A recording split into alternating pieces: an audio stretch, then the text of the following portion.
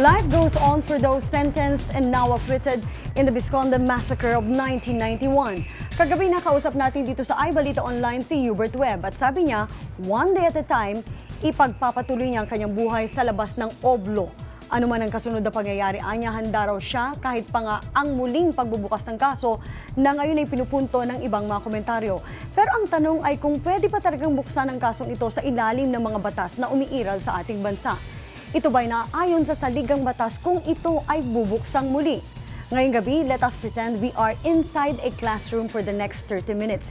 Isang batikan sa paksa ng batas at litigasyon ng ating mga kasama sa kabuuan ng ating palatuntunan ng iBalita Online. Pag-uusapan natin na bago na nga ba ang timbangan o pagpapahalaga ng korte sa alibi versus personal identification of a witness bilang epekto o resulta for that matter ng naging hatol ng mayorya sa miyembro ng kataas-taasang hukuman sa kaso ng Visconde Massacre. Ngayon ay araw ng Huwebes, ika-16 sa buwan ng Disyembre taong 2010. Ito ang iBalita Online. Ako si Arlene de la Cruz.